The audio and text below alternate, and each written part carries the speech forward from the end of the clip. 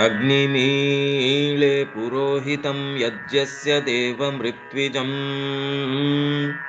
होतारं रत्नधातमम् अग्निः पूर्वेभिर्ऋषिभिरिड्यो नूतनैरुत स देवा एह वक्षति अग्निना रयिमश्नवत्पोषमेव दिवे दिवे यशसं वीरवत्तमम् अग्नेयं यज्ञमध्वरं विश्वतः परिभूरसि स इद्देवेषु गच्छति अग्निर्होता कविक्रतुः सत्यश्चित्रश्रवस्तमः देवो देवेभिरागमत् यदङ्गदाशुषे त्वमग्ने भद्रं करिष्यसि तवेत्तत्सत्यमङ्गिरः उपत्वाग्ने दिवे दिवे दोषावस्तर्धिया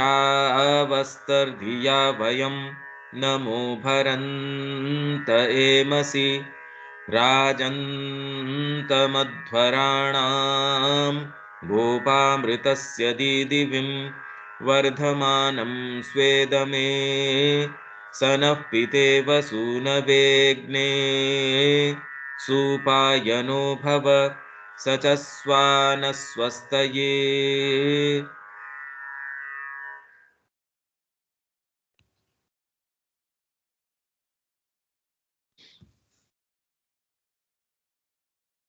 ये पेज 218 का ये लास्ट के अंदर ये एक्चुअल उसका ट्रांसलेशन उन ऋचाओं का।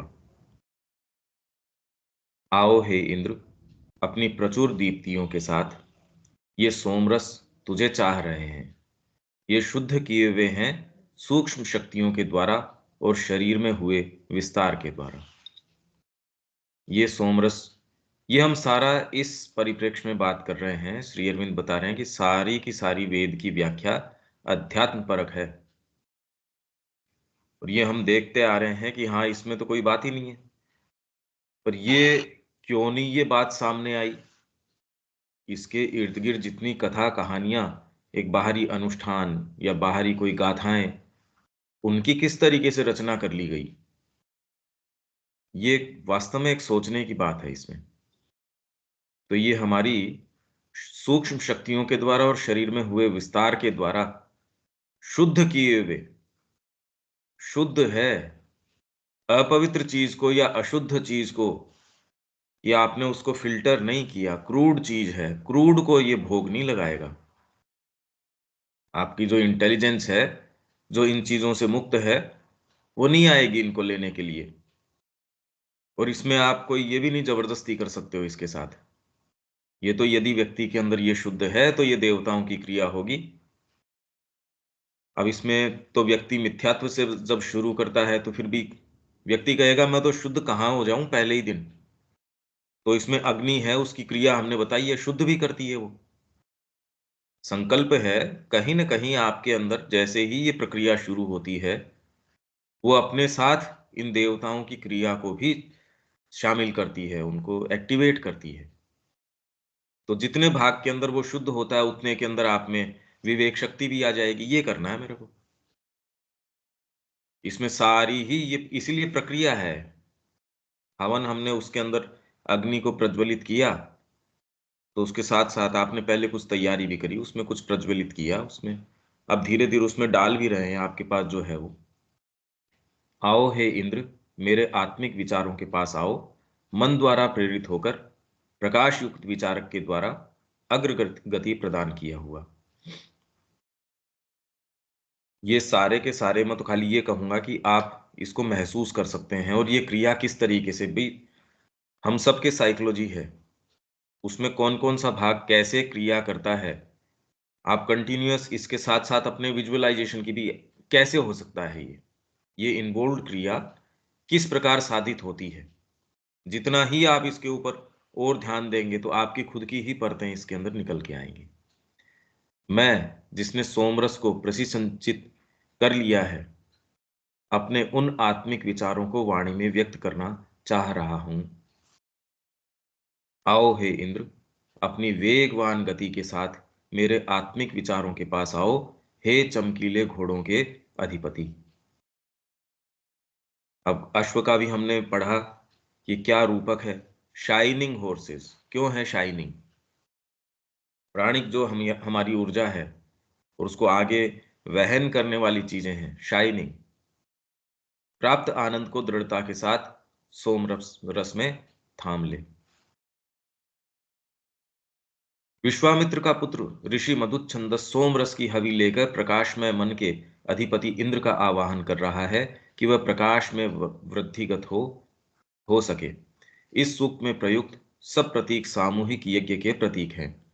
इस सूक्त का प्रतिपाद्य विषय यह है कि इंद्र आकर सोम का, अमरता के रस का पान करे और उस सोमपान के द्वारा उसके अंदर बल तथा आनंद की वृद्धि हो और उसके परिणाम स्वरूप मनुष्य में प्रकाश का उदय हो जाए, जिससे उसके आंतरिक ज्ञान में आने वाली बाधाएं हट जाएं और वह उन्मुक्त मन के उच्चतम वैभव प्राप्त कर ले। हमारे अपने अंदर थोड़ा सा हम ये देख सकते हैं कि जब हमारा रस इसमें आ रहा हो, सपोज श्री अरविंद का ये सारा हम पढ़ने के बाद में आप तुलनात्मक अध्ययन के लिए कोई भी वेद के ऊपर कोई दूसरे की व्याख्या जब आप देखेंगे, आप कहेंगे इसमें तो रस नहीं आ रहा। तो हमारे रस का केंद्र या उसका सोर्स शिफ्ट होके कहां तक चला जाता है, यही तो शिफ्ट आता है जीवन के अंदर। और इससे इन देवताओं की क्रिया कितनी आपके अंदर एक्टिवेट हो सकती है। आप दूसरी चीज पढ़ेंगे, श्री अरविंद के अलावा रस नहीं आएगा। आप चाहे समझा न सको कोई ऐसी बात जो अब आप अगर सेंसिटिव हो, तो इस तरीके के भद्दे आप हंसी मजाक किसी से मिलना, ये आप कभी ये अब मेरे को तृप्त नहीं करती। धीरे धीरे जैसे वो सावित्री की all is too little that the world can give, और उसके जो गिफ्ट्स हैं सारे के सारे ट्रांजिएंट गिफ्ट्स हैं। कोई जबरदस्ती थोड़ी है, व्यक्ति अंदर से ही वो कहता है इसमें रस नहीं आ रहा, इस काम में मेरे को तो बिल्कुल रस नहीं है, और आनंद आपका आता है इस चीज के अंदर। अब आपको कैसे कोई रोक लेगा? इस साहित्य के अंदर जितना ही आप इसमें जाते हो वो आपको सराबोर कर देता है, आपको मंत्रमुग्ध कर देता है। और इसके लिए आप जितना करो आपको तो, आप कहाँ शक्ति क्षीण होगी इसके अंदर। ये तो सारा विषय ही आनंद का हो गया। जैसे ही ये आएगा, इसमें क्लैरिटी आएगी, इसके अंदर इंटेलिजेंस आएगी, इसमें व्यापकता आएगी, ये जितनी भी बातें हम कर रहे हैं, हमारी प्राणिकता है वो इसके अंदर परिपुष्ट होगी। क्योंकि कहीं कोई, जैसे उसमें असृदह, इसमें कोई ऐसी, चाहे कितनी भी तेज गति हो आपकी, इसमें कोई ऐसी चीज नहीं आएगी जो बीच के अंदर हानि पहुंचाए।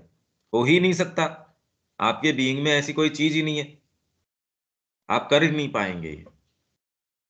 तब इसका मतलब धीरे धीरे इनकी सबकी क्रिया है वो हो रही है। अब एक तो ये वर्णन है, एक आप वेद का इन्हीं सूक्तों को, सपोज ये वाला सूक्त है, श्री अरविंद ने इसको खोला, या सोम के विषय में ये क्या कह रहे हैं, इसका फंक्शन क्या है, किस तरीके से डीप हमारी स्पिरिचुअल साइकोलॉजी है उसके साथ ये जोड़ रहे हैं, तो वैसा वर्णन क्यों नहीं मिलता? ये एक वास्तव में प्रश्न है जो देखने की बात है। इसी तरीके से श्री अरविंद ने जिस भी चीज के ऊपर, और ठीक है हो सकता है भाई हमारी इसके प्रति एक प्रेजुडिस हो सकती है, पर है उसका क्या इलाज हो? ये मान लिया और तो क्या रास्ता हो इसका? क्योंकि तुलनात्मक अध्ययन अध्ययन में भी दूसरा कहेगा नहीं मैं तो ये वाली मानता हूं, कोई दूसरा कहेगा ये वाली मानते हैं। पर ये सोम है क्या, जिसे कहीं कहीं ग्रीक शब्द एम्ब्रोसिया का वाच्य तत्व अमृत भी कहा गया है। एम्ब्रोसिया बोलते हैं ना, मानो ये अपने आप में अमरता का सार पदार्थ हो। सोम है उस दिव्य आनंद अथवा आनंद तत्व का प्रतीक जिसमें से वैदिक विचार के अनुसार इस मानसिक सत्ता मनुष्य का उद्भव हुआ है। हमारा उद्भव इस तत्व के अंदर से हुआ है। तो जो आध्यात्मिकता ये कहती है नहीं नहीं आपको तो त्याग करना पड़ेगा, ये करना पड़ेगा, तो वो तो जहां से हमारा स्रोत है उसका खंडन करना हो गया। तो वो फलीभूत कैसे हो सकती है या सही दिशा में कैसे हो सकती है? और यदि जो आध्यात्मिकता हमारे चाहे प्राण को, चाहे मन को, चाहे शरीर को अंकुश के नाम पे पीड़ा के अंदर डालती हो तो वो भी आध्यात्मिकता सही हो नहीं सकती। ये इनकी शक्तियों को कुचल डालना, मार डालना नहीं है। उनकी शक्तियों को उनके सच्चे वैभव में लेके जाना है। जब आनंद होगा तो शरीर सही काम कर सकेगा। मेरे अंदर संघर्ष है, मैं आपके लिए काम नहीं करना चाहता, शरीर बड़ी तकलीफ पाएगा। आपके लिए पानी का गिलास भी अगर मैं देता हूं तो हाथ में थकान आएगी इस बात से, आनंद कहां से? और वही आनंद यदि आता हो, आपकी नस नाड़ियों के अंदर रिफ्लेक्ट करेगा वो। तो कहीं भी इसके अंदर आपको संकुचन करने की, पीड़ा देने की चीज नहीं हो सकती इसमें। ये तो आनंद का ही विषय है। और यदि आनंद इसके अंदर अभी नहीं आ रहा है तो हमारा कल्टीवेशन नहीं है। आनंद का स्रोत आप देख सकते हैं। एक गुह्य आनंद सत्ता का आधार है, इसे धारण करने वाला वातावरण है। हमारी सत्ता को धारण ये ही वातावरण करता है, तथा उसका लगभग मूल तत्व ही है। इस आनंद को तैत्तिरीय उपनिषद में दिव्य सुख का आकाशीय वातावरण कहा गया है, जिसके बिना कुछ भी अस्तित्व में नहीं रह सकता। पर ये जो दिव्य सुख है, ये हम जो इंद्रियों के माध्यम से या जो एक अशुद्ध माध्यमों से लेने की कोशिश कर रहे हैं, उसकी बात नहीं है। क्योंकि इंद्रियों के द्वारा भी आप बहुत डीपर रस भी ले सकते हैं। हम जो सेंसेशंस से लेते हैं उसके अंदर बहुत डीप चीजें भी हैं। तो इसके अंदर इसीलिए शिक्षा के अंदर साहित्य है। साहित्य में सारे तरीके के रस हैं, जिसके अंदर विभत्स भी है। तो ये व्यक्ति को तैयार करता है। जो एरिस्टोटल कहते थे कि भाई ये कैथारसिस, ये हम पढ़ के गए हैं, जो यहाँ भारत में जिसको जैसे चित्त शुद्धि, या आप किसी भी चीज को देख सकते हो तो साहित्य के अंदर वो उसको जरासंध को दो टुकड़ों के अंदर फाड़ रहा है तो भी आप एक साहित्य के रस के लिए यहाँ आइए। एक्चुअल में अगर सामने वो क्रिया हो तो रस थोड़ी लेंगे आप उसके अंदर। साहित्य आपको थोड़ा सा उससे तटस्थ दूर खड़े होके किसी भी चीज, कोई भी रस, उसका आप आस्वादन कर सकते हो, कल्टीवेट कर सकते हो। संगीत है, संगीत तो सबसे इंपॉर्टेंट चीज है। वो तो जबरदस्त आपके अंदर कल्टीवेशन कर देगी। आपको यदि टेस्ट है शास्त्रीय संगीत का, आप ये देखेंगे कई क्रूड काम आप कर ही नहीं सकते। वो काम आप नहीं कर पाओगे। या कम से कम वो संगीत के क्षण के अंदर हो तब, कि मैं बहुत डीप उस क्षण के अंदर हूं और उस समय मैं कोई ऐसा काम करूं जो उसका खंडन करता हो, नहीं। यही कला के अंदर आप डीप उसके अंदर हो तो आपकी एक्टिविटी है, सोच है, समझ है, सारी चेंज, वो कोई क्रूडनेस आने ही नहीं देगी।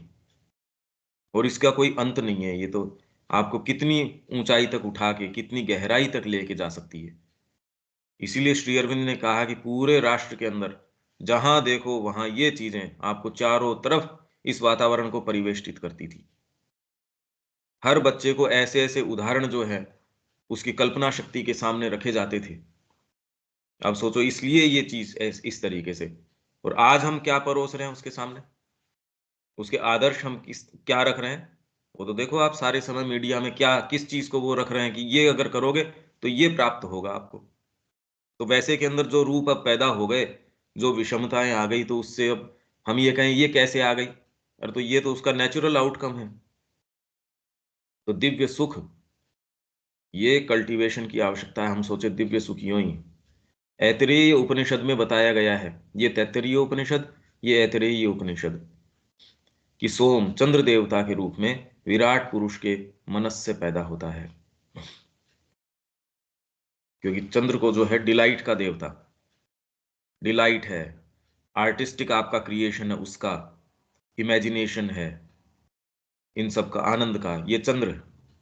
सूर्य है, ज्ञान है, प्रकाश है, रेवलेशन है, इन सब चीजों का। और जब मनुष्य की रचना होती है तब वही चंद्रमा फिर मनुष्य के अंदर इंद्रिय मानसिकता, सेंस मेंटेलिटी के रूप में अभिव्यक्त होता है। मनुष्य की रचना होती है, विराट पुरुष के मनस के से पैदा होता है, और मनुष्य की रचना के अंदर ये चंद्रमा सेंस मेंटेलिटी के रूप में। तो कहीं चंद्र का रूपक आएगा तो उसके अंदर डिलाइट भी हो सकता है, इमेजिनेशन भी हो सकता है। आपका प्रसंग क्या है उसके ऊपर निर्भर करेगा कि ये सिंबोलिज्म क्या रिप्रेजेंट करेगा। क्योंकि आनंद ही इंद्रिय संवेदन के अस्तित्व का हेतु है। या हम यूं कह सकते हैं कि सत्ता का जो गुप्त आनंद है उसे भौतिक चेतना की परिभाषाओं में रूपांतरित करने का एक प्रयत्न ही इंद्रिय संवेदन है। हमारा जितना भी संवेदन है, सत्ता का गुप्त आनंद, तो ये इंद्रियां जो है आनंद ढूंढ रही हैं। उसको हम कितना परिष्कृत कर सकते हैं, कला इस बात की है। हम उसको मार डालें, ये कला नहीं है। ये तो जिस सोर्स से वो आया है उसका खंडन करना हो गया। तो यूं कह सकते हैं कि सत्ता का जो गुप्त आनंद है उसे भौतिक चेतना की परिभाषाओं में रूपांतरित करने का प्रयत्न। भौतिक चेतना है, उसको पूरा राइट है कि जो मूल आप जहां से आए हैं उस आनंद का आस्वादन कर सकें। तो ये इंद्रियां हैं, वो अपने आस्वादन की ये मांग करती हैं कि इसकी पूर्ति करो। तो इसको कुचल डालना उद्देश्य नहीं हो सकता, न कभी इस संस्कृति के अंदर ये रहा। ये तो अपने आप को ही म्यूटिलेट करना, अपने आनंद के सोर्स से इसको खत्म करना हुआ। इस जगत के अंदर, क्योंकि मैं गया कहीं, कोई मेरे को गंदगी नजर आती है तो आंख फोड़ना थोड़ी उसका उपाय है। वो तो नजर आ रही है, इसका मतलब उसके ऊपर एक्ट करना उपाय है कि इसके लिए ये करो। उस भौतिक चेतना को प्राय अद्रि, ये जो पहाड़ है जहां आपके दस्यु या पणी, वृत्र, ये गायों को चुरा के लेके जाते हैं, और इस अद्री के अंदर गुफा है। ये जो पहाड़ है हमारी भौतिक चेतना, ये आप कितना भी इसको प्रेम से समझा लो, सावित्री पढ़ लो, आपने ये पढ़ लिया कि नानी बाई का ये हुआ था या मीराबाई ने विश पिया था, इसके ये टस से मस नहीं होती। इसके जरा फर्क नहीं पड़ता, आपने चाहे 20 साल, 30 साल, 50 साल साधना करनी हो। तो विवेकानंद जी कह रहे हैं ये कुत्ते की दुम है। वो तो इनफैक्ट कैरेक्टर के बारे में कह रहे थे, भौतिक चेतना ने तो आज तक बज किया ही नहीं। इसीलिए श्री अरविंद कह रहे हैं भाई, इसमें जब तक काम नहीं होता, इसका रूपांतरण जब तक नहीं साधित होता, धरती के ऊपर कोई मूलभूत चीज हो ही नहीं पाती। तो भौतिक चेतना को प्राय अद्रि, पहाड़, पहाड़ तो फिर भी जो है समय पाके उसका इरोजन हो जाता होगा, पानी उसको काट लेता होगा। ये भौतिक चेतना तो कितना समय चलता आ रहा है, ये तो बिल्कुल टस से मस नहीं होती। अर्थात पहाड़ी पत्थर या घनीभूत पदार्थ के रूप, प्रतीक के रूप में निरूपित किया गया है। उसके अंदर दिव्य प्रकाश और दिव्य आनंद दोनों ही छिपे और बंद हुए पड़े हैं। इसके अंदर ले जाके वो छिपा देते हैं आपकी जो क्लैरिटी वगैरह है। अब वो हमारे साथ कैसे होता है, आप बहुत अच्छे क्षण के अंदर हैं, कोई ऐसा विचार, कोई ऐसी चीज, पहले तो हमारे वो क्षण आते ही नहीं, बड़ी मुश्किल से कभी कभार। उसमें फिर बाद में कोई पणी है, पणी है सेंस ट्रैफिकर्स, सेंसेस के द्वारा। अब वो डिपेंड करता है आपकी किसी की भोजन के प्रति है, किसी कान में कोई कच्चा है, कोई किस चीज में कच्चा है, कोई किस में है। तो जहां जिसकी कचाई है वो आकर्षण, या और सारों में ही हमारे ये थोड़ी है कि साहब इसमें हम सिद्ध हैं और इसके अंदर, वो तो सारे ही और ऐसे ऐसे रूप लेके आते हैं। हमारे जो प्रेजुडिसेज हैं या हमारे एटाविज्म्स हैं, परिवार के जो संस्कार मिले हैं, शिक्षा से जो चीजें मिली हैं, वातावरण से जो मिली है, ये सारों की गड़मड़ खिचड़ी इस तरीके की है। एक को मनाओ तो दूसरा आपको उड़ा ले जाता है। भाई किसको रोको, एक के ऊपर आप कोशिश करते हो और दूसरे तैयार बैठे हैं आपका अपहरण करने के लिए। तो वो आपकी गायों को, आपके जो क्लैरिटी, ये क्लैरिटी की जीवन माँ का है। और एक्चुअल में देखें तो दिन के अंत के अंदर हम देखते हैं अरे ये दिन का क्या हुआ, कैलेंडर के अंदर साल अभी शुरू हुआ, ये अरे ये तो चला गया, फरवरी चला गया, 2 महीने यूं ही चले गए, यूं साल भर के बाद साल बीत जाते हैं। पता चलता अरे हमारी तो क्षीण हो गई शक्ति, कुछ कर नहीं पाए। और ये हम सबके साथ है ये बात। और इनफैक्ट जो थोड़ा सा कॉन्शियस है उसके साथ ज्यादा है, क्योंकि दूसरा तो बहे चले जा रहा है उसके साथ। तो छिपे हुए हैं, बंद हुए पड़े हैं, और इन्हें वहां से मुक्त या निष्कासित किया जाना है। यहां से आनंद रस के रूप में, सारतत्व के रूप में, इंद्रिय विषयों तथा इंद्रियानुभूति भूतियों में, पृथ्वी प्रकृति की उपज रूप पौधों व वनस्पतियों में रखा हुआ है। सैप, जिसको बोलते हैं सैप, जैसे आप गन्ना खा रहे हो उसके अंदर जो सैप है, रस है, वनस्पति के अंदर, उसके अंदर पूरे के अंदर अपना एक सैप है, उसका एक रस है। तो वैसे ही हमारे जीवन के अंदर ये रस ये रखा है।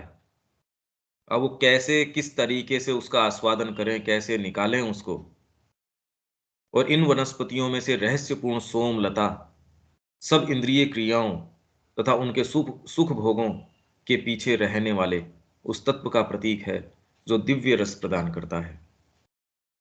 सोमलता, सोम प्लांट जो है, इस नाम की लता भी आती है। ये कह रहे, ये किसको रिप्रेजेंट करती है? इंद्रिय क्रिया।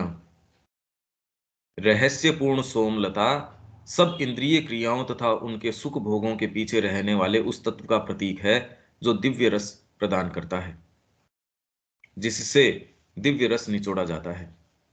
इस दिव्य रस को इसमें से क्षरित डिस्टिल करना होता है।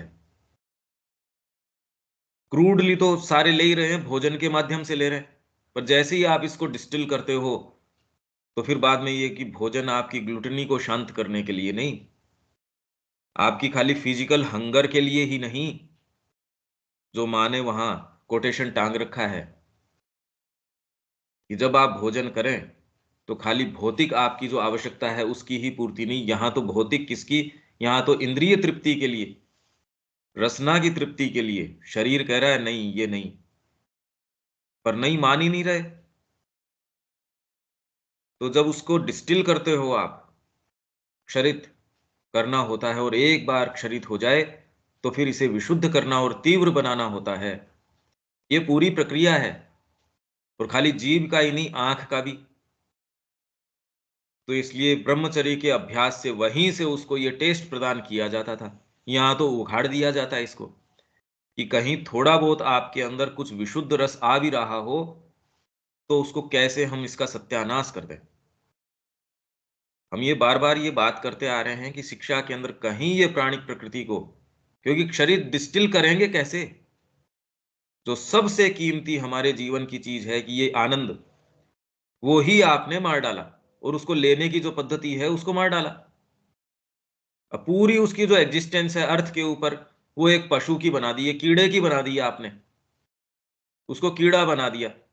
और यही उसको हल्का सा टेस्ट इसका प्रदान कर देते, तो शिक्षा का जो काम ये है, उसको ये टेस्ट प्रदान करना, और इन स्रोतों को वो अपने लिए कैसे खोज सके, इन आनंदों को वो कैसे उसके पास जा सके, इनको खोलना, ये काम होना चाहिए शिक्षा का।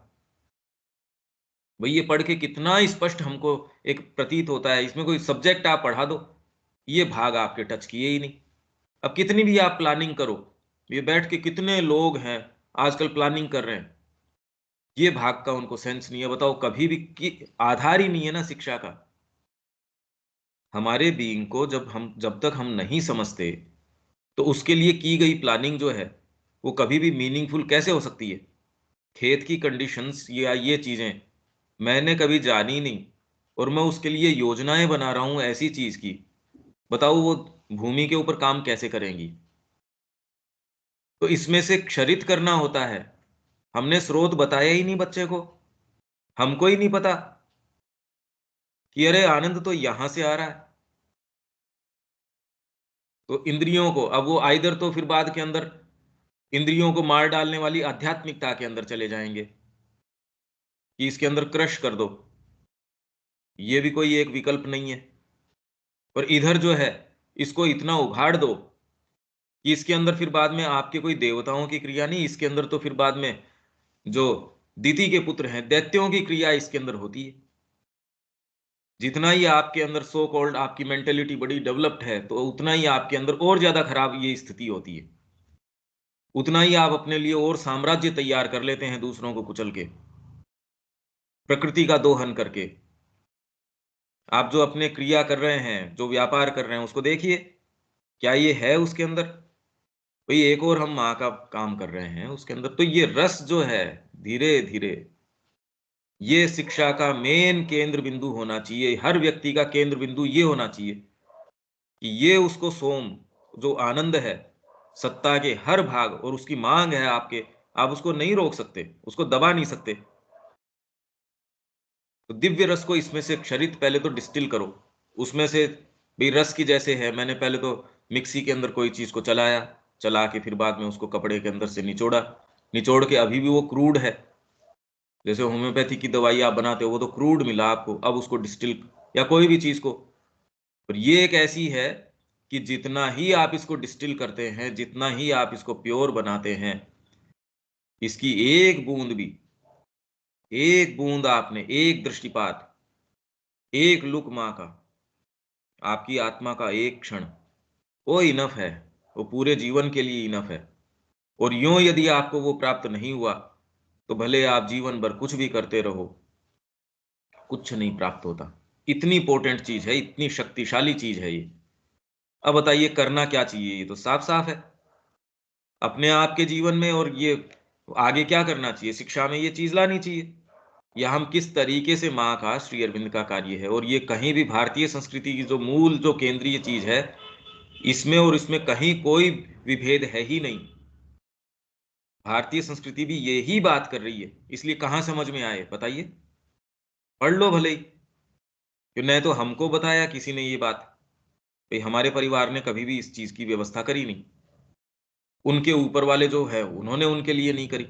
पर यदि हमको समझ में आता है तो हमारी शक्ति तो इसमें नियोजित होनी चाहिए। अगर श्री अरविंद के माँ के प्रति हमारी कोई भी निष्ठा है, इस संस्कृति के प्रति कोई निष्ठा है, और वास्तव में हम अपने जीवन को मीनिंगफुल तरीके से, इसमें आनंद के स्रोत को निकाल के लेके आना चाहें, तो क्यों हम आनंद से भागना चाहेंगे। तो एक बार क्षरित हो जाए तो फिर इसे विशुद्ध करना। ये आपको रस अब कला के अंदर आने लग गया, पर अब कला भी तो कोई ये थोड़ी, किस लेवल की, उसकी तो विशुद्धि का कोई कोई अंत नहीं है। सामान्य भौतिक क्षेत्र है, उसके अंदर आप कह रहे हो अरे इसकी तो बहुत डिटेल है, कोई ये सामान्य चीज थोड़ी है। आप कोई भी एक तत्व पकड़ लीजिए, उसमें कितनी कितनी कितनी कितनी गहराइयां हैं। तो इन क्षेत्रों की तो गहराइयों की कोई सीमा नहीं है। साहित्य की गहराइयों की क्या सीमा है। आप सावित्री पढ़ते हैं, माँ कह रही है कि हर बार जब मैं पढ़ती हूँ तो ऐसे लगता है ये एज इफ मैं पहली बार पढ़ रही हूँ, और ऐसा नहीं है मैंने पिछली बार जो पढ़ी थी मैं समझी नहीं थी, वो तो अनुभव के स्तर पे समझ रहे हैं। तो जब आपका रस, आपका सोम इन चीजों में प्राप्त होगा, आप बताइए कहाँ आपके पास समय होगा व्यर्थ करने के लिए। और जैसे ही आपके पास कोई नजदीक आएगा, वो प्रेरित होगा, कोई आशा खो बैठा है जीवन के अंदर, उसके कोई मुद्दे नहीं है, आपके संपर्क मात्र से उद्दीप्त तो हो उठेगा, अरे जीवन के अंदर करने का इतना काम है। तो जहां एक तरफ उसकी एनर्जीज हतोत्साहित हो रही थी, जैसे ही उसकी एनर्जी एनर्जाइज हो गई, सोचिए वो क्या काम करेगा। यूं आप कहते रहो, प्रवचन देते रहो, उससे कुछ आपके परिवार में ही फर्क नहीं पड़ेगा, आपके खुद के बीइंग में ही नहीं पड़ रहा। और यूं आपके संपर्क मात्र से, क्योंकि आप तो हर समय उद्दीप्त है इस भाव से कि कर लें सो कम है, और आपके एक विजन है, आपके एक प्लान है। आप जब ये बात करते हो, देखो इतनी से एक सेंटेंस से भी आपकी कितनी क्लैरिटी आई है। शिक्षा है, अगर इस आयाम में शिक्षा न हो तो वो शिक्षा हो ही नहीं सकती। वो मूलभूत तो आपके ही बीइंग के अंदर आनंद कहाँ है, वो नहीं बता रही। और आप जो जो अशुद्ध चीजें हैं, उनका ज्यादा से ज्यादा अवगाहन करो, तो ये तो तकलीफ में डालना है अपने जीवन को। इसलिए पूरा जीवन जिसको आप सफलता के मानक कहते हो, वो तो ये है कि दैत्य कितना बढ़िया तरीके से उसके ऊपर पूरा उसके आधिपत्य कर लेते हैं। या उसके पास कोई संभावना भी नहीं बची कि वो लेफ्ट राइट नहीं देखता, वो तो पूरा, उसको कोई फर्क नहीं पड़ता, कुछ भी कर लो, वो तो क्रश करने के लिए, सबके ऊपर उत्पीड़न करने के लिए तैयार है, बस अपना साम्राज्य बनना चाहिए। और उससे ये सफलता के मानक है हमारे। हम खुद भी उनके प्रति बड़ी ऐसे टिमिड है, रेस्पेक्ट रखते हैं उनके प्रति, और ये तो ये है, भले वो व्यक्ति कुछ भी हो, चरित्रहीन हो, पर अरे ये कौन पूछता है इसको। ये आपके बिल्कुल सारी चीज को चेंज कर देगा। और तीव्र बनाना होता है, तीव्र करते हो तब तब आप उसको, क्योंकि आपके अंदर धारण करने के लिए ऐसी चीजें होती है जो सामान्यतः आप धारण नहीं कर सकते। आपको ऐसी चीजें, आपके हाथ में ऐसी शक्तियां, ऐसी विशुद्ध चीजें आपके पास आ जाती हैं, यदि आपका बांध कमजोर हो, पहली बात तो आएंगी ही नहीं वो। ऐसी विशुद्ध चीजें, ऐसी ऐसी आपके पास अंतर्दर्शन, ऐसी प्रेरणाएं, तो जब ये तीव्र होगा आनंद, तो आपको कोई चीज स्खलित नहीं कर सकेगी, आप कहीं भाग नहीं खड़े होंगे। ये आपके अंदर इतनी सारी चीजें पोटेंट थी। सोचिए किसी के अंदर ओकल्ट पावर है और विक्षिप्त हो जाए मानसिक रूप से या अहंकार के वश, कि जबरदस्त उसके अंदर दुनिया को इधर उधर करने की शक्ति हो, पर अहंकार की शक्ति इतनी प्रबल हो उठे कि वो उसका दुष्प्रयोग करे। अब ये कितनी खतरनाक चीज हो गई। और उससे ज्यादा यदि आध्यात्मिक शक्ति आपके पास हो, तो आप तो कुछ भी कर सकते हैं। इसीलिए भगवान को कह रहे हैं, कृष्ण को, अच्युत। उनका च्युत होना तो सोचिए कहाँ आपको, ये तो प्रलय ला देगा। तो जितना ही आपके अंदर ये आनंद, ये तीव्र है, वो ही वास्तव में आपको धारण करने की क्षमता देगा। और जितनी ही धारण करने की क्षमता होगी, उतना ही आपका ये और पोटेंट चीजें आपके पास आ सकेंगी। अभी नहीं है। अभी ये कल्पना भी मत कीजिए कि हमारे पास कुछ है, क्योंकि हम कुछ क्रिएट करते हैं, फिर बाद के अंदर उसको मटियामेट कर देते हैं। तो हमारे बांध कहाँ तैयार होगा? नहीं है। हम में से किसको ये वहम है कि उसने कुछ थोड़ा बहुत भी यम नियम, क्या है उसके अंदर, कि डेली सत्य है, ब्रह्मचर्य है, आस्तेय है, क्षमा है, स्वाध्याय है। कहाँ है स्वाध्याय? ये तो यम और नियम की बात चल रही है कि आपका शुद्धिकरण तो हो इससे। यहाँ तो है ही नहीं। चला के अगर हम ये कह भी रहे हैं, हमको सेंस है इसका कि माँ का काम करना चाहिए, पर करते क्या हैं हम? इसमें वहम थोड़ी है हमको किसी को भी। तो इसे विशुद्ध करना और तीव्र बनाना होता है, जब तक कि ये प्रकाश युक्त, उज्ज्वलता से परिपूर्ण, तीव्र गति से परिपूर्ण, बल से परिपूर्ण, ये सारी चीजें आ जाएंगी इसके अंदर।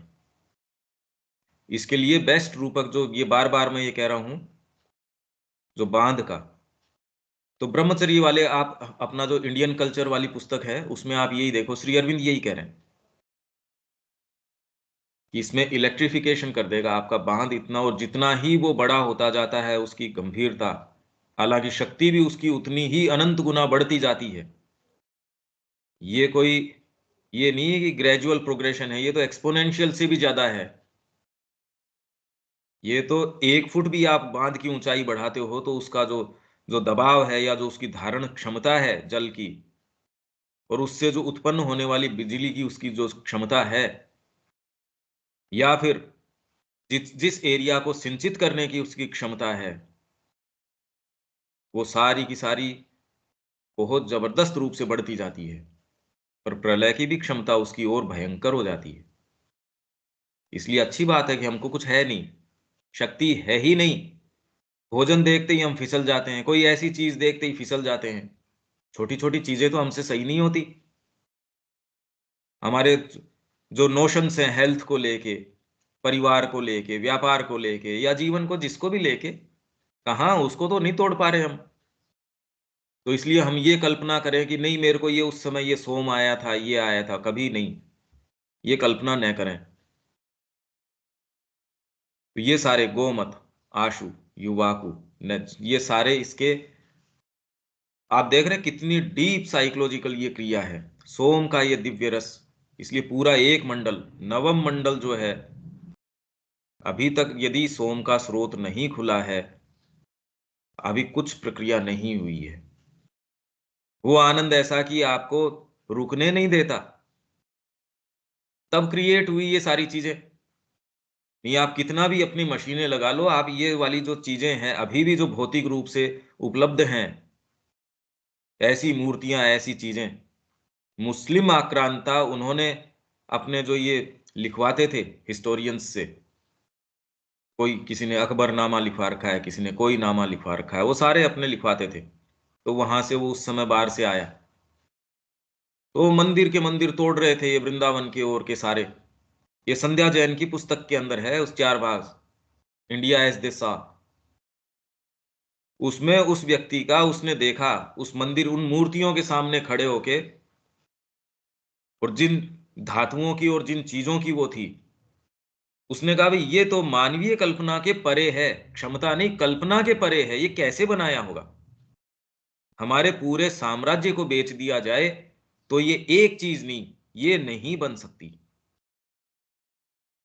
ऐसी ऐसी चीजें, यही बात सारा रिकॉर्ड डॉक्टर धर्मपाल ने पहले इकट्ठा किया, बाद में और लोगों ने, ये कितने कितने कितने कितने, ये यहां से जितने पत्राचार होता था ब्रिटिश गवर्नमेंट के टाइम, यहां से जब वो चीजें भेजते थे, हालांकि वो तो कोई यहाँ की महिमा के लिए थोड़ी वहां भेज रहे थे, पर उन डिटेल्स के अंदर से आप यदि छान के अपनी बातें निकालो तो जो वैभव निकल के आता है, जो बातें, वो तो साफ साफ कह रहा है मुस्लिम आक्रांता, भाई हमारा धर्म इस चीज की इजाजत नहीं देता, हमको तो इसको तोड़ना है। पर उसका जो वर्णन कर रहा है, जो जिन सुपरलेटिव्स के अंदर, वो कैसे आ गई वो, आपका सूर्य मंदिर है उनके अंदर, और जो जो वो कह रहे हैं पहले, इनके अंदर जो जिस तरीके के क्रिस्टल्स हैं या जिस तरीके की चुंबकें हैं या जो वो बता रहे हैं उसका वैभव, सोमनाथ का मंदिर है इसका, और सारा वैभव इन्होंने मंदिरों के अंदर, ऐसी चीजों के अंदर, तो आप मानसिकता देखिए। और अभी किसके अंदर लगाएंगे? तो ये सोम जो है, ये क्रिएशन का आनंद ये देगा आपको, ये सच्चा क्रिएशन आपसे करवाएगा। अभी जो क्रिएशन और उसका आनंद हम कह रहे हैं, वो तो दैत्य दे रहे हैं आपको, और वो दैत्य सुख ले रहे हैं आपसे।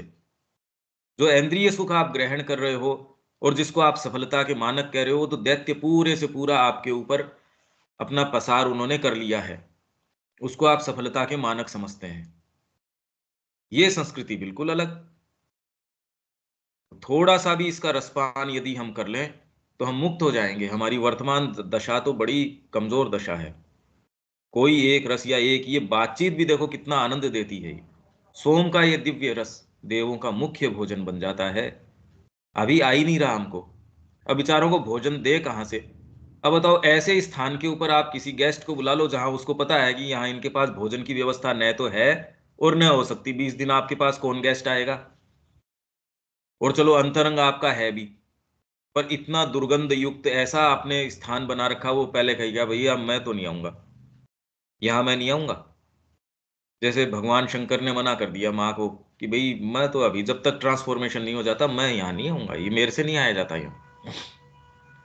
भगवान कृष्ण ने कहा हाँ मैं यहीं रहता हूँ, अब मैं आना जाना नहीं करूंगा। तो वापस श्री अरविंद के रूम में वो लौट गए जब वो जा रहे थे तब, कि मैं यहाँ इस रूपांतर के कार्य के अंदर हूँ। पहले दिन से ही थे वो तो। जो सोम हवि के लिए बुलाए जाने पर आकर आनंद का अपना भाग ग्रहण करते हैं और उस दिव्य आनंद के बल में वे मनुष्य के अंदर वर्धित होते हैं, मनुष्य को उसकी उच्चतम शक्यताओं तक ऊंचा उठा देते हैं। आपकी लेटेंट इतनी संभावनाएं हैं, फैकल्टीज हैं, देखिए जिसमें आनंद हो, जिसके प्रति प्रेम हो, आप क्या नहीं कर डालते उसके लिए। किसी का बर्थडे भी आप सेलिब्रेट करते हो जिससे अंतरंगता है, आपके गुरु हैं, जो चाहे, मतलब कल्पना से परे। दूसरा कहेगा इसकी क्या आवश्यकता है, तो आप उससे तुरंत ये कहेंगे तेरे से पूछा किसने आवश्यकता है या नहीं है। मातृ मंदिर के चारों तरफ उन्होंने गोल्ड प्लेट लगाई, कोई एक पॉलिटिशियन गया वहां, कहता इसकी आवश्यकता क्या थी इतना पैसा व्यर्थ करने की? तो वहीं जो उसको, उसके साथ जो वहां ओरोविलियंस थे, कोई अंग्रेज था, उसने कहा जी एक तो ऐसा है कि इसमें सरकारी धन लगानी, न आपसे किसी ने ये कोई राय मांगी कि आप अपनी राय दें, तो तुरंत आप व्यक्ति को ये कहेंगे। दूसरा कहेगा इतना गुरु के लिए करने की, कितने लोग हैं हमारे अंदर वो कह रहे हैं कि प्रैक्टिकल बनो। आप इतना धन अगर माँ को दे रहे हो, अरे नहीं नहीं, इसमें अपने गीले दिनों के लिए भी बचा के रखो। जीवन में प्रैक्टिकल होना चाहिए आपको, ये विवाह भी करना चाहिए, ये भी परिवार भी पालना चाहिए, ये भी करना चाहिए, वो भी करना चाहिए। अगर कोई इस तरीके की बात कर रहा है, वो आपकी जो अभीप्सा है आप तुरंत देख सकते हो कैसे उसके ऊपर, मतलब वो ये कह रहा है ये सारी बातें साहित्य के अंदर अच्छी है, बोलचाल में अच्छी हैं, बोलने में तो अच्छी हैं, आदर्श अच्छा है। भाई आदर्श तो रहते ही आसमान के अंदर है, धरती पे थोड़ी ऐसे होगा।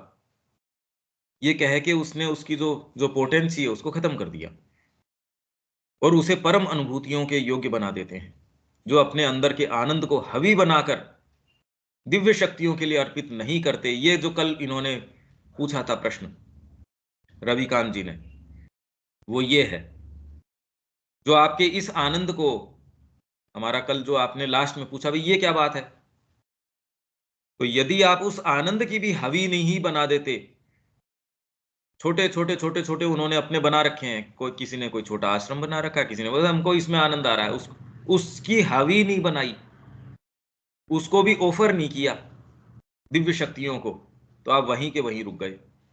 और आप किसी कारण से पहले आपने जो तपस्या करी उसने आपको यहां पहुंचा दिया, पर आप उसका जो आस्वादन अब कर रहे हो उसमें दैत्य करेंगे इसका आस्वादन। तो अब तो इसका आस्वादन कोई दूसरी शक्तियां करेंगी और आपकी वर्तमान स्थिति से आपको नीचे गिरा देंगी। आपको आनंद आया, सावित्री पढ़ रहे हैं, या आपको जिस भी चीज में कोई एक बहुत डीप कंटेंटमेंट आया, पर आप वहीं रुक थोड़ी जाएंगे। आप तो वो आनंद ये लो माँ, ये आनंद ये मैं आपको देता हूं, अब आप मैं आगे क्या करूं। आप इस मूवमेंट को साइकोलॉजिकली महसूस कर सकते हैं, या तो खाली आप उस आनंद के ही चारों तरफ इर्द गिर्द इकट्ठे रहें, या ये है कि वो आनंद आ रहा है या क्या आ रहा है क्या नहीं आ रहा, आपकी केंद्रितता माँ के ऊपर है। आनंद आ रहा है तो आप उसको और उनको दे देते हैं, और उस देने के अंदर और आनंद फूट के आता है। एक दूसरे ये है कि आपको रस आ रहा है, अरे वाह भजन में गा रहा हूं, मेरे आंखों में से आंसू आ रहे हैं, उस आनंद के चारों तरफ घूम गए, माँ तो कहीं दूर ही रह जाती है।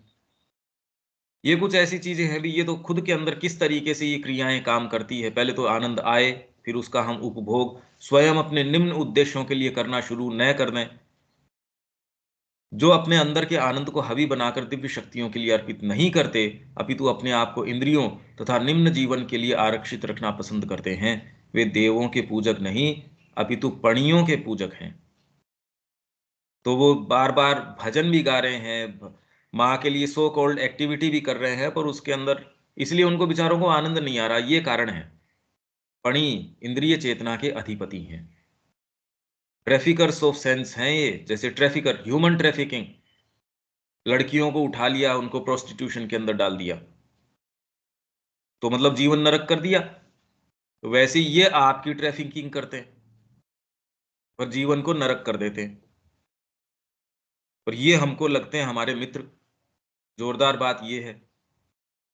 अब इस आधार पे इसीलिए वो कह रहे हैं आप्तवचन, आध्यात्मिकता के अंदर एकमात्र प्रमाणीकरण का तरीका है आप्तवचन। प्रत्यक्ष आपने इंद्रियों से देखा, उसका तो कोई कोई उसकी प्रामाणिकता नहीं है। उसको तो वो उपहास करते हैं आध्यात्मिकता के अंदर, इंद्रियबद्ध चेतना। गीता भी कहती है इस चेतना के अंदर ज्ञान नहीं हो सकता। और हम ये कह रहे हैं हमने देखा, हमने पढ़ लिया, हमने माँ का स्टडी कर लिया, हमने चिंतन कर लिया। अरे यार, उससे कहां से आ जाएगा। ये तो अभी आप पढ़ियों के क्षेत्र में हो, आप कुछ भी अध्ययन कर लो, कौन मना कर रहा। इतने जने जो है ये बहुत अच्छा बोलते हैं, ये नादकर्णी जी। उन्होंने कहा, एक जने ने आके कहा सर मैंने 3 PhD कर ली और फिर भी सावित्री नहीं समझ में आती। तो नादकर्णी जी कह रहे, अरे गधे, तूने 3 कर ली इसीलिए तो तेरे को समझ नहीं आती। तू जो तेरा जो एसेट बता रहा है कि मेरे 3 मैंने ये कर ली, तू तो अब बिल्कुल इम्यून हो गया उस, मतलब अब तेरे को वो टच नहीं कर सकती अच्छी चीज, तू उससे दूर ही रहेगा। हम कह रहे हैं हमने ये अध्ययन कर लिया, हमने ये रिसर्च कर ली, अरे तूने पूरी तैयारी कर ली कि तेरे कुछ नहीं समझ में आएगा। समझ में तो शरणागति से आएगा। आप अपने ज्ञान के अभिमान में ये कहो मैंने ये पूरा अध्ययन कर लिया, मैंने श्री अरविंद के 36 के 36 वॉल्यूम पढ़ लिए, पर यदि समर्पण नहीं किया तो वो तो मेरे भार बन गया वो 36। वो न पढ़ता तो ठीक रहता। हालांकि ये आपको ये इस चीज के लिए उत्साहित करने के लिए नहीं कि ऑलरेडी आप नहीं पढ़ रहे, तो कि ये उत्साहित कर रहे हैं कि चलो पहले तो अपन समर्पण ही करेंगे, ये गलत तरीका हो जाएगा। हमारी तामसिकता तो तैयार ही है इस चीज को मानने के लिए। पणि इंद्रिय चेतना के अधिपति हैं, इस चेतना की सीमित क्रियाओं में व्यवहार करने वाले हैं। वे रहस्यपूर्ण सोमरस को नहीं निचोड़ते। तो अब देख लो हमारे, अब हम कल्पना करें नहीं सोमरस आया था, अरे कहां से आ जाएगा। विशुद्ध हवि अर्पित नहीं करते, पवित्र गान नहीं गाते। तो वेद मंत्र है वो हमने बोला, विशुद्ध हवि अपने आप की भौतिक हवि जब वो उसमें यज्ञ के अंदर डाल रहा है तो वो अपने वो समझ रहा है मैं कौन सी हवि डाल रहा हूं। मेरे अंदर ये भाग हैं जो अनअकोमोडेटिंग है, वो अभी नहीं स्वीकार कर रहे समर्पण को। ले भैया खड़ा, उसको उसके अंदर हवन के अंदर डाल दिया, चल, तुरंत वो पवित्र हो आया। उसके अंदर जो सत्य था, पहले धुआं उठेगा, आप उसके अंदर अपनी जो घृत है, क्लैरिफाइड इंटेलिजेंस है, वो डालते हो, वो जल उठती है उसके अंदर। तो ऐसी चीजें, ऐसी आदतें जो आपको स्वीकार पहले नहीं कर रही थी, जो अनअकोमोडेटिंग थी, उसके अंदर आप क्लेरिफाइड इनकी उसको धीरे-धीरे समझाते हैं। आप उसको किसी भी तरीके से ना करना ही पड़ेगा, ये अनुशासन तो है ही। हाँ, कई ऐसे बाहरी आपके अनुशासन लागू करने, ये तो बहुत ईज़ी है वैसे तो। बाहरी तो सबसे ईज़ी है, जो हमको इतना मुश्किल लगता है, इनफैक्ट वो तो कुछ है ही नहीं। मुद्दे तो बाद में शुरू होते हैं। आपके प्रश्न उठते हैं कि अब जीवन में मुद्दे या अभी कौन-सी दिशा में काम करें, और उससे संबंधित जो मुद्दे उठते हैं, वो एक्चुअल में गंभीर मुद्दे हैं, क्योंकि उनका कोई बाहरी प्रमाणीकरण है नहीं। हम कैसे एडवांस करें? किस दिशा में करें? अब आगे क्या करना चाहिए? ये तो बहुत सूक्ष्म चीज़ें हैं। उसके लिए तो आपको बहुत गहराइयों के अंदर जाना पड़ेगा, नहीं तो आप क्या कर सकते हैं? कुछ नहीं। वो है, अभी तो हम अटके पड़े हैं खाली इन छोटी आदतों में, ये तो बहुत ईज़ी है वैसे तो। ये तो है ही नहीं, जो एक्चुअल जो करने के मुद्दे हैं, वो तो बाद में खड़े होंगे। हम तो पस्त हो रहे हैं अभी ऑलरेडी इसके अंदर। ये तो खाली बाहरी-बाहरी उसका शायद बिल्डिंग का रंग भी नहीं है ये। ये पणी ही प्रकाशमयी चेतना की दिव्य किरणों को, सूर्य की उन जगमगाती गौओं को हमारे पास से चुरा ले जाते हैं, और उन्हें ले जाकर अवचेतना की गुफा में, जो अद्री हमने बात करी थी अभी, हमारी जो भौतिकता है, और भौतिकता का खाली यही नहीं, अभी तो सारी मानसिकता भी इसके अंदर ही केंद्रित है, सारा विज्ञान इसके ऊपर है कि कैसे इसका हम कुछ कर दें। तो इसलिए उसके साथ भी कोई जो उसमें प्रवेश करेंगी दिव्य शक्तियां नहीं कर सकती, क्योंकि आपका केंद्रीकरण ही इस चीज के ऊपर है। भौतिकता की घनी पहाड़ी में बंद कर देते हैं, और देव शुनि शर्मा, ये जो शर्मा मतलब कुतिया, हाउंड ऑफ हेवन, हाउंड, देवताओं की हाउंड है ये सूंघती-सूंघती जाती है। तो आप में कोई चीज़ ऐसी है, यार इससे तो मैंने सारा काम कर लिया, आनंद नहीं आ रहा, उसमें धीरे आप में कोई चीज़ है वो ढूँढ रही है। प्रकाशमय अंतर्ज्ञान, जो देवशुनि शर्मा है, वो ढूँढती भई इसमें तो बहुत लंबा समय हो गया, कोई एक समय आप ये कहते हो माँ इतना, ये तो मैंने सारे काम कर लिए। बहुत बड़ी जो विजय कहते हैं, वो भी मैंने देख ली, जीवन का वैभव है सो कॉल्ड, वो भी देख लिया, पराक्रम भी देख लिया। पर आपकी स्पिरिट की यदि सेक्रेट थर्स्ट है, उसको ये क्वेंच नहीं कर सकती, उसको सेटिस्फाई नहीं कर सकती। हे माँ, ये क्या है? यदि आपकी कोई इस तरीके की आप में हो, कोई परमात्मा की कृपा हो, श्री अरविंद की पुस्तक आपके हाथ में लगी हो, तो जैसे माँ कह रही हैं कि कभी कोई ऐसा सुअवसर आ जाए कि व्यक्ति, नहीं तो आप कल्पना कीजिए कि जिनको कभी मिला ही नहीं ये शब्द, जिनको ये चीज़ें सुनने ही नहीं मिली, और वो ऐसे ही चले गए। क्या करके चले गए सोचो? कुछ नहीं। तो ये भीतर से ये भाव कि ये मैं क्या कर रहा हूँ? वो ढूँढती जाती है, और ये देखती है ना, ये आदत तो मेरी गड़बड़ है। मतलब कैसे-कैसे काम कर सकती है ये? कि मैंने ये देखा कि मेरी भौतिक चीज़ों को जैसे ही मैं सैटिस्फाई करता हूँ, वैसे ही पर्दा लग जाता है। अगर मैंने बहुत रस लेके मूवीज़ देखी, तो कल अगर एग्ज़ाम है तो भैया मेरे से तो ये नहीं लिखा जाता, तो आप ये धीरे-धीरे उसमें आप समझ जाएँगे, अरे नहीं, आप अपने लिए ही चीज़ों को इकट्ठी करेंगे तो नहीं, ये तो इसमें तो आनंद नहीं, आप जब देते हैं उसमें आनंद आता है। धीरे-धीरे आप में ये खुलना शुरू होता है, पर वो भी आपको एक सीमा से बाहर। उसमें भी आप कितनी रेंज देख सकते हैं। कुछ व्यक्ति ऐसे हैं जो बिल्कुल घोर अपने ऊपर ही, मतलब उनकी दृष्टि अपने या अपनी पत्नी या बच्चे इससे अलग बिल्कुल भी नहीं जाती। कुछ ऐसे हैं जो देखते हैं भई समाज, मतलब कुछ तो ऐसे हैं जो कह रहे हैं बस मैंने सोच लिया वो ही। कुछ धीरे-धीरे उसके अंदर कुछ व्यापकता है, तो ऐसे लोगों के पास आप जा सकते हो, आपको एक संकीर्ण-सा महसूस नहीं होता। अरे! बड़ा दिलेर आदमी है ये तो, इसको देख के आनंद आता है। और यूँ करते-करते आपको जब ये आनंद आना शुरू होता है, ये बढ़ता रहता है, बढ़ता रहता है। और आप ये कहते रहे, "भई ये कोई-सी भी बातें, ये तो आनंद, ये तो अंतरात्मा के लिए मैं करूँ, वो ही एकमात्र आनंद दे सकती है।" भीतर से आपके ये जो घनी जो पहाड़ी है, उसमें से ये ढूँढते-ढूँढते जाती है, यार अटकी किसमें है ये? कौन-सी चीज़ है जिसके अंदर ये प्रकाश की जो वो हैं, वो कैद कर रखी हैं? और ये सारों के साथ है, हमारे साथ। तो उन गौओं के पद चिन्हों का अनुसरण करते करते जो खुर हैं उसके, कितना सुंदर रूपक है आप ये देखिए। ये ढूंढते ढूंढते आप में कोई भाग है, वो अपनी वाणी धीरे धीरे आपके कानों में कहता है और आप सारे समय आप उसको दरकिनार करते हैं। और इससे भी गंभीर बात यह है कि वो अपनी वाणी आपको, कि इतने लबादे इतने पर्दे हो गए आप तक आती नहीं, तो अब आप सफल हो गए, आपको जीवन का सेंस आ गया। अब आप कहते अब मैं जानता हूं, अब मैं जीवन को समझता हूं भाई, ये चीजें ऐसी हैं। जबकि माँ तो लास्ट में एजेंडा में कह रही है मेरे को कुछ पता नहीं है, मैं नहीं जानती, मैं कौन हूं इस बारे में तो मैं जानती हूँ। बाकी तो जैसे ही आप कोई अफर्मेटिव स्टेटमेंट देते हैं, आपने कृपा को रोक दिया वहीं, जो ग्रेस जो काम कर सकती थी। हाँ, आपके लिए करने का क्या है वो आप बिल्कुल जानते हैं और आप उसको बिल्कुल फर्मली करते हैं, पूरे शक्ति के साथ करते हैं, पर बस इसलिए क्योंकि वो आपको प्रेरणा मिली है, इससे ज्यादा नहीं। तो ये है उनके पदचिन्हों का अनुसरण करते करते पणियों की गुफा में के पास पहुंचती है, तब उसे भी ये दूषित कर देते हैं। ये इसको भी दूषित कर देते हैं। इसलिए ये क्या करती है, खुद नहीं लेके आती, अब ये पीछे से इनको जो अपने साथ इनको लेके जाएगी, कि मैंने इनके कदमों को इधर देखा है, चलिए। तो अपने साथ साथ इनको भी लेके अकेले भी जा सकती है। ये सारी क्रियाएं आप देख सकते हैं। पर इस सूक्त में प्रतिपादित विचार, ये सब इस सूक्त को खोल रहे हैं। ये श्री अरविंद जो है, ये तीसरा वाला जो है, इसको खोल रहे हैं। इसलिए उसके अंदर अब ये तीसरा, इसमें देवता किस किस तरीके से, ये देखो आप, इसमें तीसरे के अंदर अश्विनों की क्रिया हमने देख ली।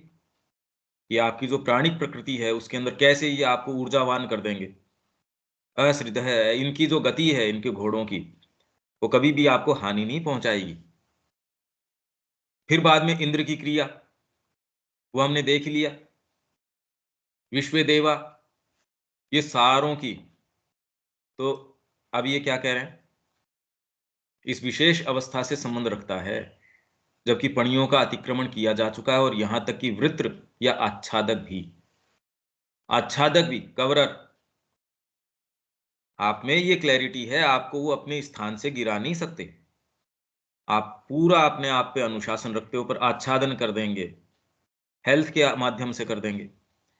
या कोई प्रश्न आपके, भाई ये बात समझ नहीं आ रही, क्योंकि जो आपकी नैतिकता है या कोई जो जो एस्टेब्लिश्ड नॉर्म्स हैं, वो उसको सही नहीं बताते कि भीतर से मेरे को प्रेरणा हो रही है, ये क्या बात है।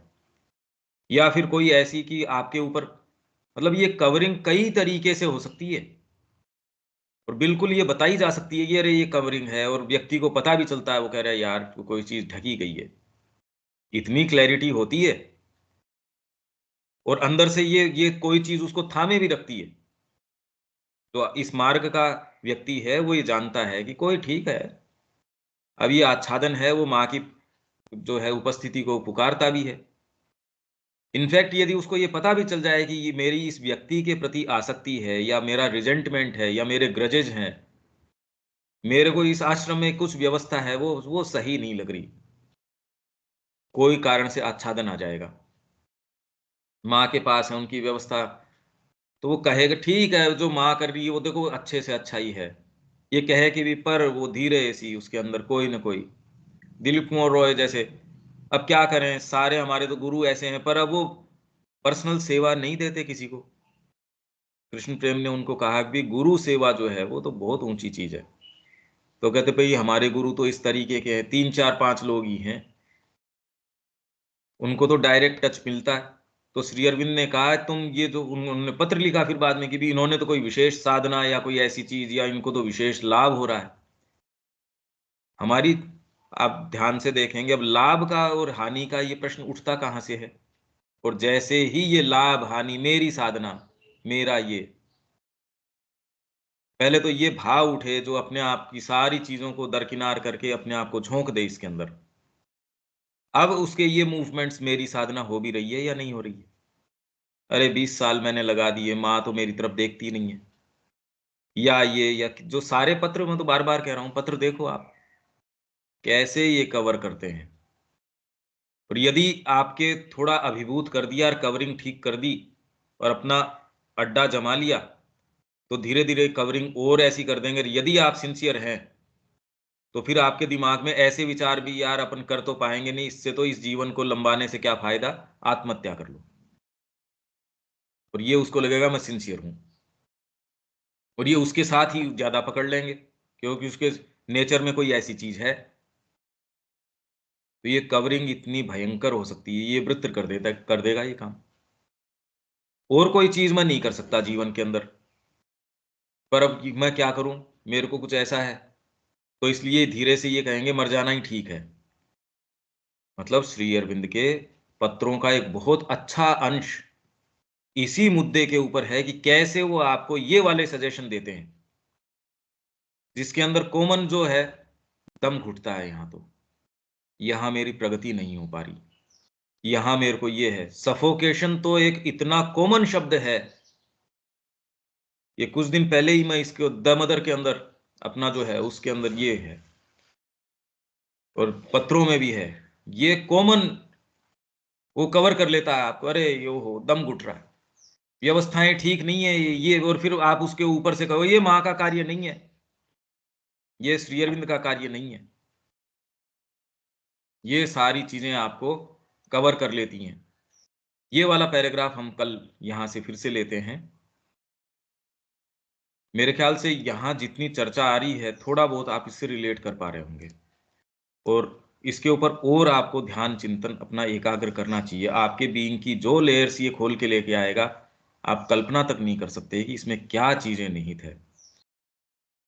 इसलिए ये बाय द टाइम हम ये चाहते हैं कि ये करें, तो आपको बहुत सचेतनता आ जानी चाहिए इस संबंध में, रविकांत जी। जी ठीक है, दोबारा पढ़ेंगे इसको एक बार। आप कुछ समझ पाते हैं क्या इसको? थोड़ा थोड़ा कुछ तो क्लियर हो जाता है। अश्वनी वाला काफी क्लियर हो गया था, और उसके पहले अग्नि का काफी क्लियर हो गया था, और कुछ मैं दोबारा तिबारा पढ़ता हूँ तो क्लियर हो जाता है। पढ़ता जरूर हूँ दोबारा इसको। हाँ नहीं, ये मैं जानता हूँ, आपकी बात तो पक्की है। हाँ, अंडरलाइन कर लेता हूँ। बिल्कुल बिल्कुल। पर अंदर से अपनी ये है कि सारों को ये सारी चीजें कम से कम जो है इसको पढ़ लिया, उसको तो उपलब्ध होनी ही होनी चाहिए। ये जीवन तो नहीं जाना चाहिए रविकांत जी यूं इस तरीके से। जी बिल्कुल। हाँ ये, और हमारे पास संभावना है ये सारों के पास, ये ऐसे ये जाना नहीं चाहिए, ये सबके पास उपलब्ध है। ये किसी और की बातें नहीं चल रही है, ये हमारी ही परतों की बातें चल रही हैं ये। और क्या, सही बात है। शब्या जी।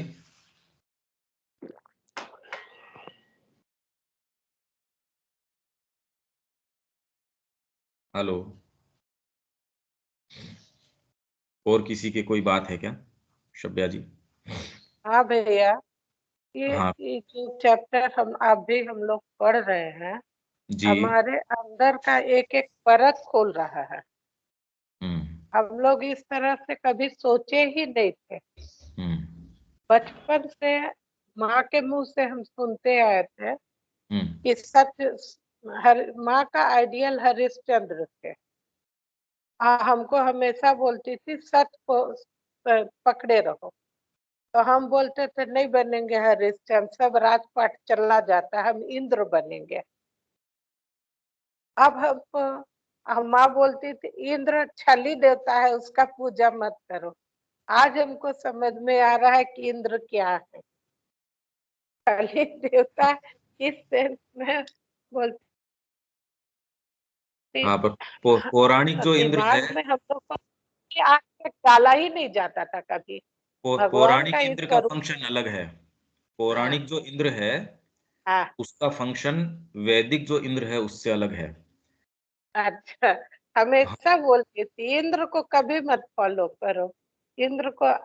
अब इंद्र यहाँ जब हम मन शक्ति के प्रतीक है, हाँ तो मन का चीज के पीछे हम लोग को ले जा रहा है, भौतिकता की ओर ले जा रहा है ना ना, हमको, ये आप थोड़ा अलग ले समझ जा रहे हो। नहीं नहीं, इंद्र का मतलब वेद के अंदर वो मानसिकता है जो आपकी प्राण और भौतिक दोनों के नीचे खींचने वाले प्रभाव से मुक्त है। इंद्र का इंद्र ना अर्थ, है भैया, हाँ इंद्र, इंद्र इंद्र। जो है आपकी मानसिकता, आपका प्योर माइंड कहो आप तो, अच्छा। आपका प्योर माइंड को रिप्रेजेंट करता है। अभी तो प्योर माइंड देखने नहीं मिलता। अभी हम लोग के पास कहाँ है वो चीज, लेकिन अब हाँ जान तो रहे हैं कि हम कहाँ पर है। हाँ, नहीं, पर इंद्र का जो प्रतीक है वो हाँ। उस मानसिकता का प्रतीक है जो आपके प्राण और भौतिक उनके नीचे खींचने वाले प्रभाव से मुक्त है। आप कल्पना कीजिए कि आपके विचार जो शरीर के माध्यम से नहीं आएगा या प्राण के माध्यम से नहीं आएगा तो उसमें कैसे ऊंचे विचार आएंगे, ये कल्पना करो आप। अच्छा। अभी तो सारा विचार हमारा उठता कहां से? शरीर, उसके परिरक्षण, कामनाएं, हाँ। उसकी सिद्धि। तो ये तो सारा कुल मिला के मन बेचारा एक गुलाम की जैसे इनकी सिद्धि में लगा रहता है। वो तो इंद्रियबद्ध चेतना है, उसी की तो ये बात कर रहे हैं। वो इंद्र नहीं है। इंद्र तो इनके प्रभाव से मुक्त कोई एक शक्ति है। तो आप खाली, इसीलिए मैं कह रहा हूं इसका चिंतन अच्छा। कीजिए। आप कोई भी एक विचार आपका कोई भी आता है, आप उसके पूछ पकड़ लीजिए और आप ये देखेंगे कि वो विचार जो है कहीं ना कहीं शरीर से उठ के आ रहा है। कहीं ना कहीं आपकी जो प्राणिकता है उसमें हो सकता है कि आप जिस परिवार से आए हैं, जिस परिवेश से आए हैं, जो आपके अध्ययन रहा है, वो कुल मिला के आपकी अभीपसा भी होगी तो भी वो कपड़ा पहन के आ जाएगी, इस तरीके का रंग लेगी अपने आप को इस तरीके से। भारतीय होगा उसकी इस तरीके से आएगी, कोई अमेरिकन होगा उसकी इस तरीके से आएगी। तो इससे पहले तो इसीलिए मैं कह रहा हूं आप ऐसी चीज के ऊपर कल्पना कीजिए या कम से कम अपने विचारों का मंथन कीजिए, वो उठ कहां से रहे हैं? वो इंद्र की क्रिया नहीं है, वो तो आपके नीचे से उठते हैं सारे के सारे लगभग। इंद्र ऐसी शक्ति है जो इनसे फ्री है, तो जब वो फ्री है तो आपको मुक्त कर देगा। इसीलिए उसका वज्रपात, इंद्र का जो वज्र है वो ऐसी चीजों को एक क्षण के अंदर फाड़ डालता है। आपके अंदर एक क्लैरिटी आई, चीजों को लेके आपके अंदर एक, बड़े मैं समझ गया। आधे घंटे का डिस्कशन किसी के साथ आपको पूरे जीवन की दिशा, अरे उसके साथ 10 मिनट मिला, अब मैंने तो अपना कह दिया, तुम जानो तुम्हारा काम जाने, मैं यही हूं, मैं दोबारा नहीं जाऊंगा। नहीं तो आप समझाते रहो उसको, प्रलोभन देते रहो, तो भी व्यक्ति ये निर्णय पे थोड़ी आएगा। ये शक्तियां हैं जो इतनी शक्तिशाली हैं, जो आप अनेकों जन्मों तक भी जो नहीं काम करते वो एक क्षण के अंदर। इसलिए जगदम्बा मां स्वयं वहां निकट आपके है, तो आपकी साधना जो हो सकती है। तो इसीलिए अवतार के साथ, उनके साथ जो आते थे, उनको कोई और आवश्यकता नहीं होती थी किसी चीज की। तो माँ भी यही कहती थी, always remain open towards me, बस तुमको यही करना है। साधना तो माँ करती है, हम थोड़ी साधना करते हैं। आप तो खाली खुले रहो उनके प्रति, हो जाएगी साधना बस।